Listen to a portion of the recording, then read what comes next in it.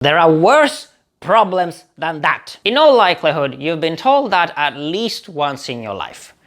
Whatever the issue you care for might be, there's always somebody ready to lecture you about how there are worse problems to take care of, more or less subtly implying that what you're advocating for can be neglected in favor of other alleged first-class problems. And you can bet that the problem of aging doesn't get to be in first class very often. Before we dive into the details of just how serious a problem aging is and whether its solution of rejuvenation biotechnologies should be a priority, it's worth noting that brushing off an issue because there are supposedly more serious ones is a seriously bad idea. So bad, and yet sadly widespread, that it's got a well-deserved place among the most common logical fallacies. It's known as the appeal to worse problems. The first obvious problem with this kind of reasoning is that whether something is or isn't worse than something else is subjective. You might think that problem A is worse than problem B, whereas your friend might think the opposite, and unless you both agree on a way to measure the gravity of A and B once and for all, neither of you is right or wrong.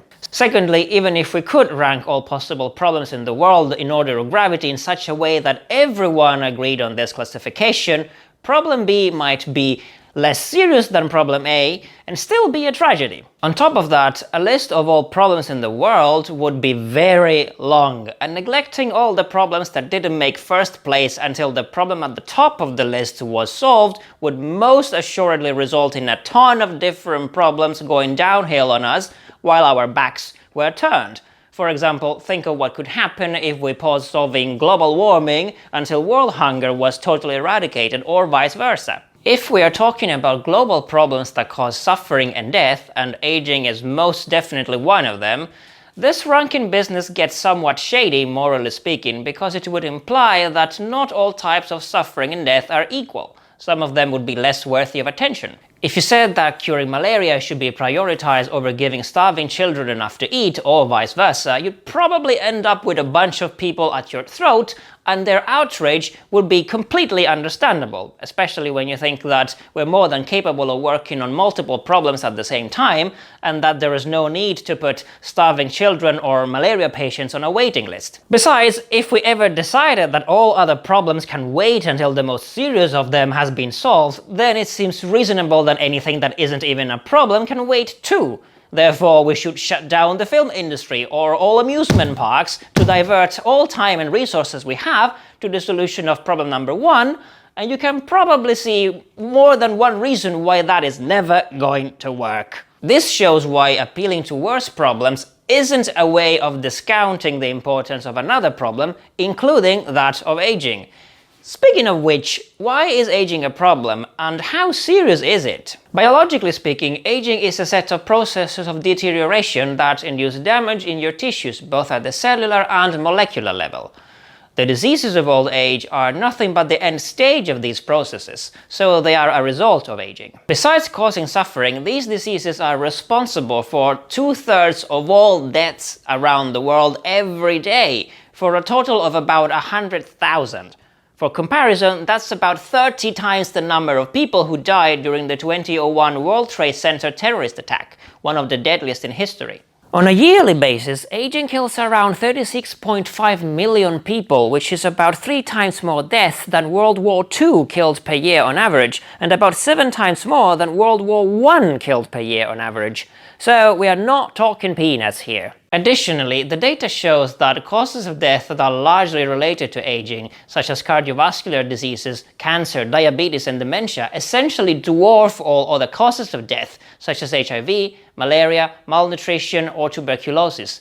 Some of these have even started to climb their way to the top in low-income countries too, overtaking the toll taken by HIV or malaria. If we judge the gravity of a problem based on the suffering it causes and the lives lost to it, then aging wins hands down against any other cause of death, but this does not mean that other causes of death should be neglected. They all deserve attention. Aging isn't to be taken lightly from a socioeconomic point of view either, as expenditures to take care of the aged or pay their pensions are sky high, and the kind of care we can provide right now is unable to fully restore people's health or independence, and it ultimately cannot prevent their death. Now, some might object it's not worth going through the trouble of curing old people for the very reason that they're old and they're going to die soon anyway. Waste of time and effort, right?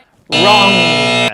They wouldn't die anyway precisely because rejuvenation biotechnologies would fully restore their health and prevent their death. This also applies to the thank heavens that aging is the leading cause of death, otherwise people would die young line of thinking.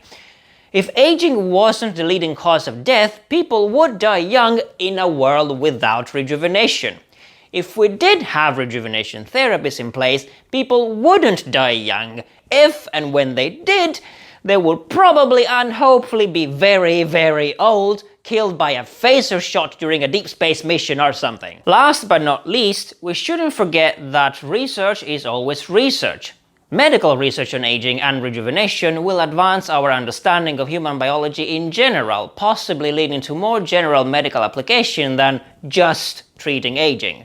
Furthermore, aging research is a relatively new and small field compared to fields that tackle more traditional global problems such as epidemics or social and environmental issues. Unlike aging, these problems already receive a lot more public attention and have much more money thrown at them, and the necessity of their solution is accepted nearly universally. There is really no reason to divert the little attention and resources that aging gets to causes that are already well established. If anything, aging research could use a little more love from us all. Thank you very much for watching this episode of Extend, and a truly heartfelt thank you to the Lifespan heroes. It's thanks to their donations that Leaf and its initiatives, such as the crowdfunding platform for aging research Lifespan.io or Extend itself, can exist at all. If you'd like to join the Lifespan heroes and help us take aging off humanity's list of problems to solve, whatever ranking it might be at, you can do so at lifespan.io/hero. And if you'd like to learn more about aging and rejuvenation, you can head over to youtube.com/lifespanio and subscribe.